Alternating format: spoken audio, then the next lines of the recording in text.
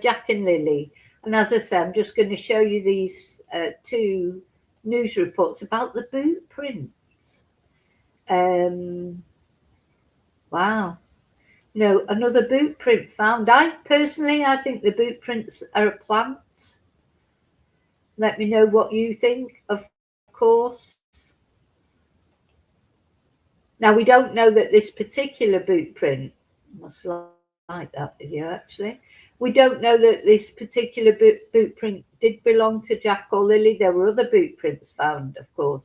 There was a cluster of boot prints found in the early days of the investigation. But at the weekend, to sort of not commemorate, but like on the year, more or less exactly a year since Jack and Lily disappeared, searches were undertaken again. And even Malehya, Jack and Lily's mom, she joined in the search. And look, this boot print was found. Just one boot print. See, to me, I just think you're never going to find just one boot print, are you? That's just immediately suspicious to me. It's like someone has planted it. Someone maybe who knew that this search was going ahead. I don't know. Let me know what you think. Don't forget to, oh, by the way, please don't forget to leave your DNA on the like button, the subscribe button, and press your notifications bell. Thank you to all of you who've already done so. Thank you for watching. Thank you for caring about these victims. Special thank you to my members. Special thank you to those of you who are kind enough to send me Ko-fis towards my new computer that I need a new computer. Those of you or PayPal me or whichever way you support me.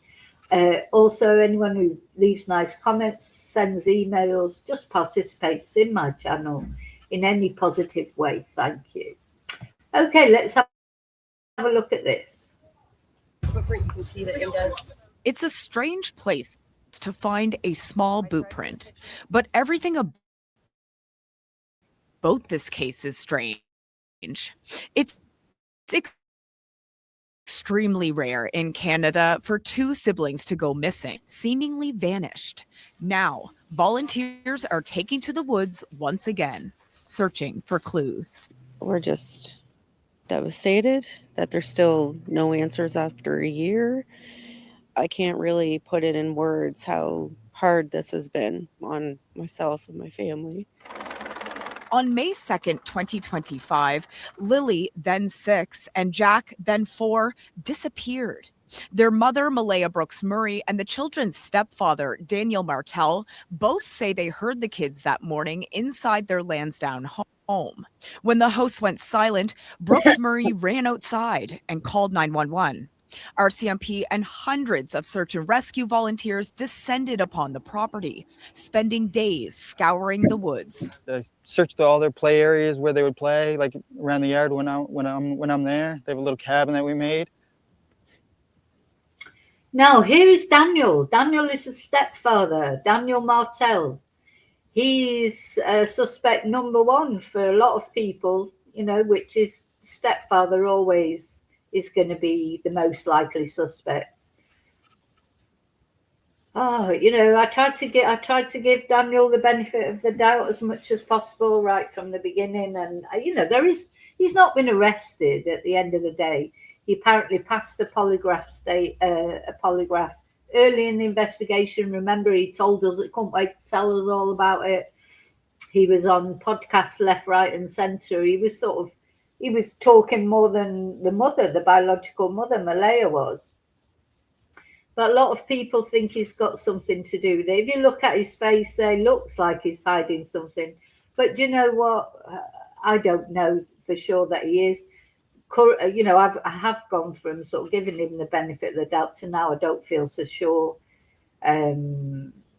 Because also he's gone very quiet lately. Apparently there was another round of polygraphs. Did he pass the second one? I can't believe that he wasn't all over social media again telling us how he passed it. Suddenly he seems to have gone quiet. And of course, he may have been forbidden now to speak social media because he has since been arrested for domestic violence, basically, an sex assault on Malehya, we think, though she hasn't been named. So he's not a nice person, is he, at the end of the day? But again, he's innocent till he's proven guilty. Now, this video, I think, was taken very in the early stages, and he's trying his very best to cry, trying really, really hard to cry. Search that. Then that's when I jumped in the car, did all the areas around, all the dirt roads. The mysterious nature of the case has drawn international attention.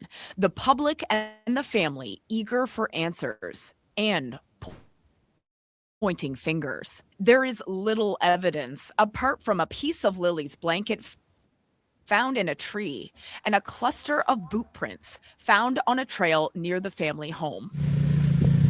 The lack of answers is what has brought searchers back to Lansdowne, including Brooks Murray. The children's mother has stayed mostly silent over the past year amid harsh criticism from online sleuths. But she decided to partake in... and she has been quiet. I think she made one interview, possibly, right in the beginning. You can't blame her for being quiet because, you know, everybody's saying bad things about her too.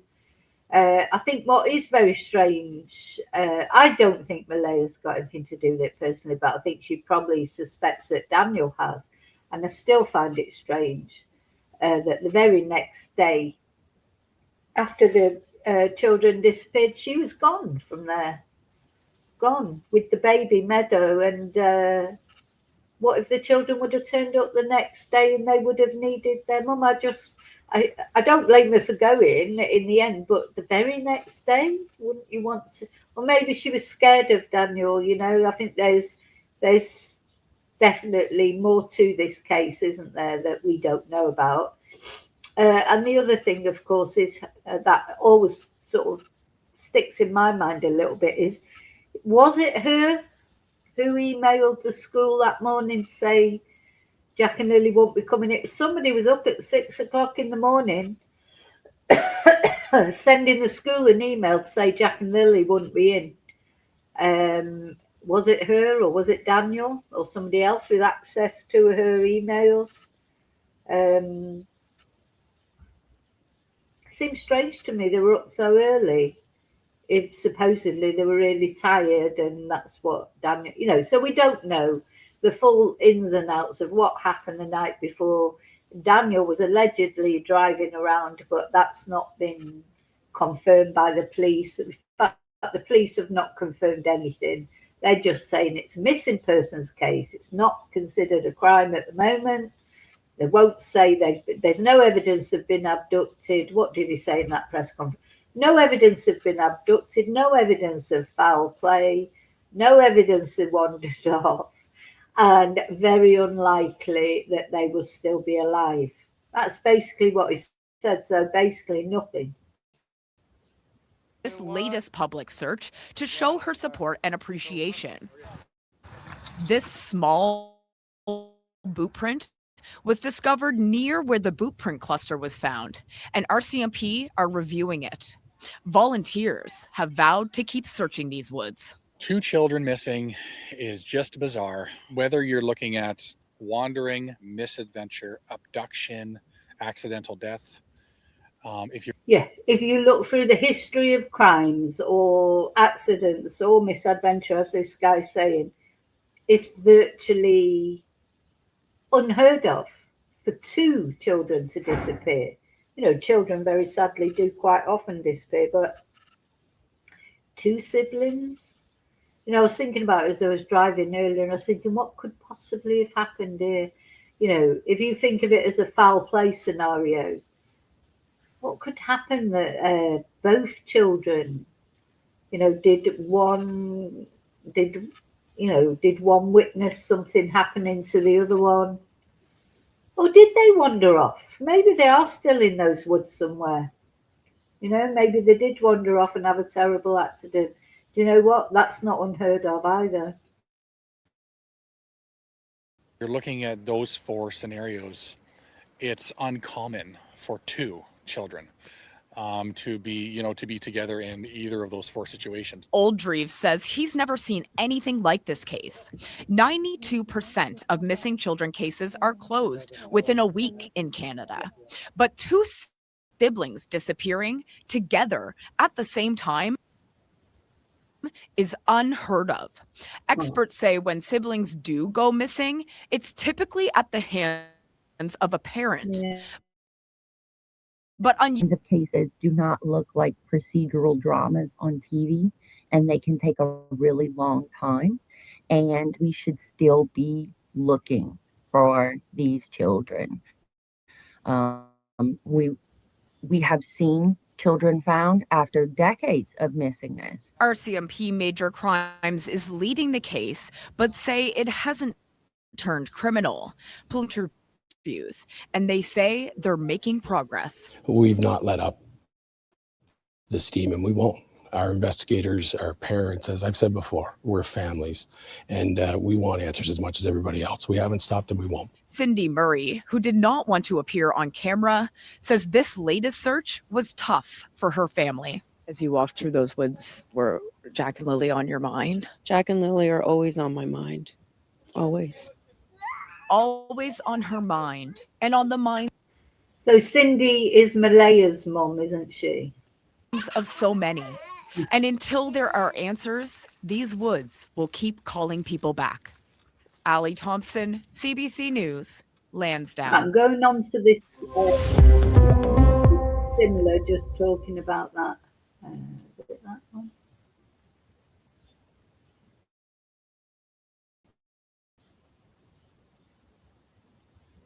Or have I just watched that one? Hang on.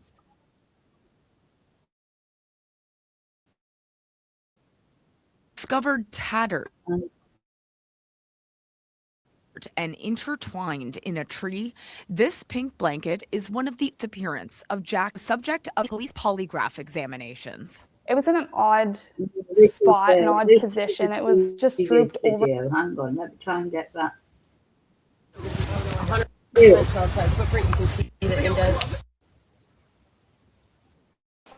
Two children missing is just bizarre. So the plan today,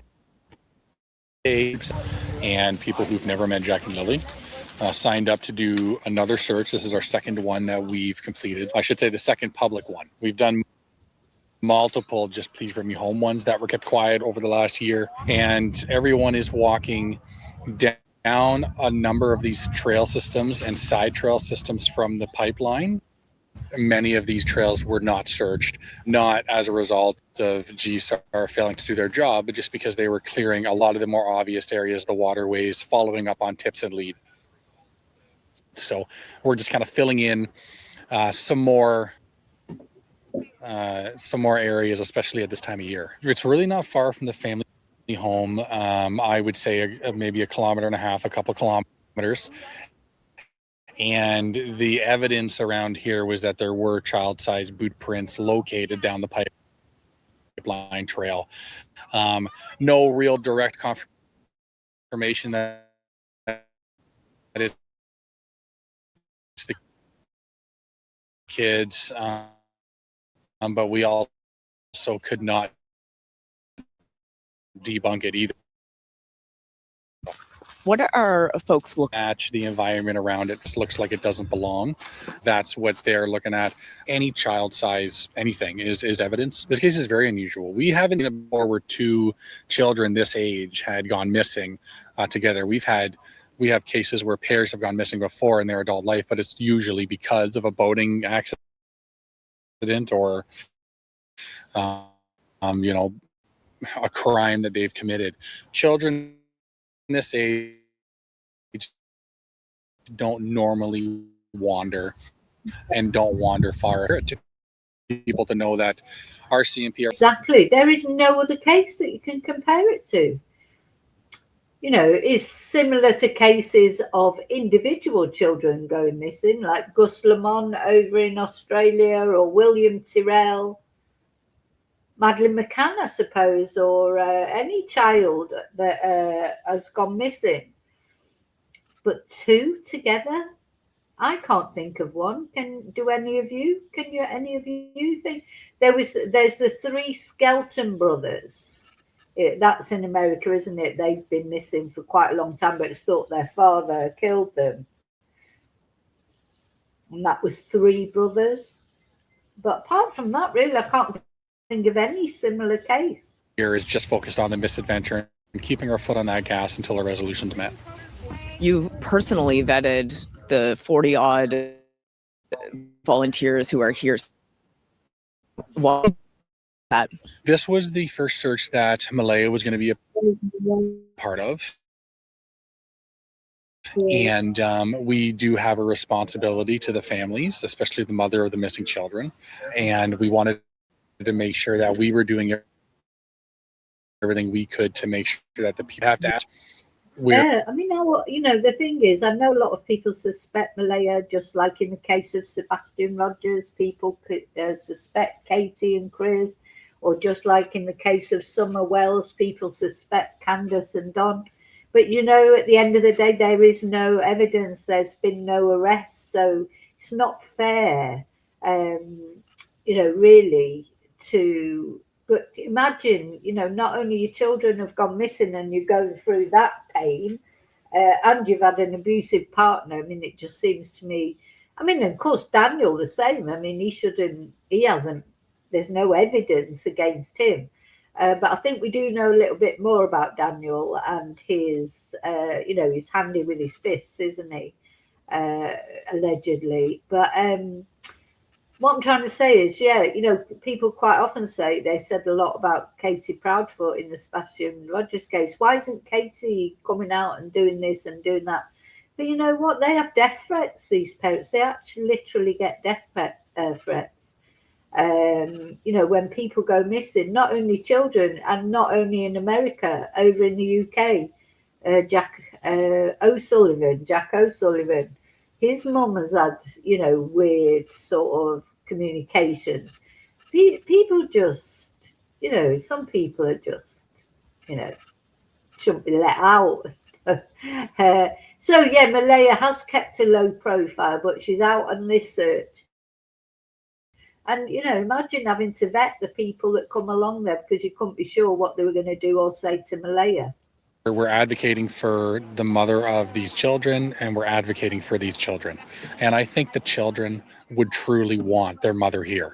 I've never had to vet people like this before on any other search. This case is a different animal of its own because everyone has an opinion. And it's hard to reason with those people who just are so strong in their beliefs for this case.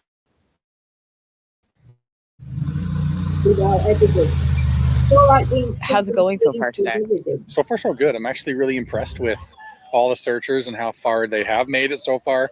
I don't think they're going to make it the full 5 miles, which is okay. It's really hard going in some of the sites. So a lot of water to work around, a lot of fallen trees to work around. I'm just seeing if there's any... When you see the terrain like that, how could those children have just wandered off? They can't have wandered too far. And they're just little children. You know, the brush is as big as them. You know, they'd be literally, you know, for the adults, the brush is like coming up to their knees, I suppose, and scratching their legs. But if you're just a little child, that'd be scratching your face, you know, and you couldn't walk through it. But the problem is, if they're not there, where are they? Were they abducted? Were they walking along and somebody took advantage, saw them? It's easy to abduct children, even two, probably. It's quite easy. Or if someone like Daniel did it, if we presume that where did he put them? You know, he still had to put them somewhere. But the thing is, as he moved them, as he put them somewhere, move them again. Or did they hide somewhere? Did they get scared, hide somewhere, and that's why they're difficult to find because they're hidden? There could be more up here. I didn't want to disrupt the ground, but this is 100% child size footprint. You can see the indents. I mean, it's definitely a very small boot print. So, and it's on the opposite side of the pipeline from where the other boot prints were found. I immediately just kind of came out to the top of the pipeline where I could have signal. I texted that to the RCMP right away with the coordinates, and I just said we left it as is. So they'll likely, send someone out to check on it and whatever and see if it matches. I mean, the direction was coming from the woods out towards the pipeline and maybe about 20 to 25 meters in the wood. Is it just me, or how do you get one boot print? How do you get one boot print just suspended there on its own? How? I think it's planted, personally. I'm not a boot print expert. I can tell you that it's certainly a full small boot print, and it's in an area where the children went missing from. So, if we just factor it down to that. I think the fact it's a full boot print is suspicious as well, because, you do leave tracks as you walk, but normally more than one, of course. But, would it be like a full boot print is like someone's picked it up and pushed it into the earth? Do you not normally just get like half a boot print? I don't know. Anybody a boot print expert out there, please let me know what you think. And it's evidence that the police have to come and take a look at. In your experience, is it possible for a boot print like that to be preserved as it was for this long? Yeah, if you're not on like an open trail like this, if you got some tree cover, it'll survive through a winter like a boot print will. And if you think about it, if a boot print is on the ground, and then if it starts to freeze, it hardens, and you can see it do that. Yeah. And then when the snow goes on top of it, it's gonna. That's interesting, isn't it? So he reckons that it could still be there a year later, but would it not have rained in between? And I don't know. And don't forget, these places, there's been searches out there before. Why did nobody see it before, I wonder? Because it wasn't far from where the other boot prints were found. To stay frozen. So I've certainly seen, my tracks from summers prior in a wooded area search where you can tell where our tracks are. You can see your boot prints. So it looks well preserved anyhow. We had a human remains detection dog here as well today. The dog seemed interested in a couple items that were located. The way that the items were described to me, I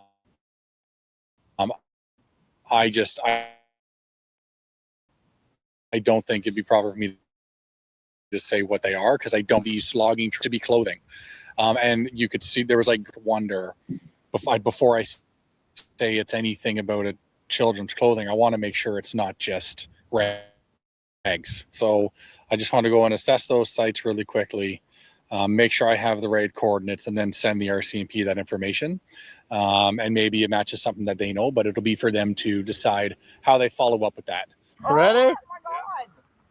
Oh my God. All right, got it. What's great about these public searches is it creates opportunity for people who want to do this more to join. Last time we got 4 members of the public to join. Please bring me home officially and become searchers for Nova Scotia. And I think we got 4 more today. And if they go out every couple of weeks, we can just beat this area up for the search season, spring and summer. Ideally, people come every 2 weeks at minimum to do searches for the let up at all when it's children missing. And I'm not suggesting RCMP has let up at all, but from a search perspective, you have to revisit areas that have been searched. You have to, especially in springtime. There have been times where we have located people that it has been previously cleared in the middle of the summer. Yeah. We searched. Don't you think that these searches, really, you could literally go one day and then go the next, and find nothing the first day, and go to the exact same place the second day and find something, because you're looking for such small things. Now, we've got to be honest, a year on from them going missing, Jack and Lily, there's not going to be a lot left of them, sadly, if they are deceased. They were little anyway, hard to spot anyway, but now it literally, we're talking about, it's got to be skeletal remains, hasn't it? And they will probably have been scattered. Sorry to be graphic, but it's true. So they're looking for such small things. You literally could just go over and over, you could go out every day. And of course, we saw that happened over in Tasmania with Celine Kremer. How many searches were made for her?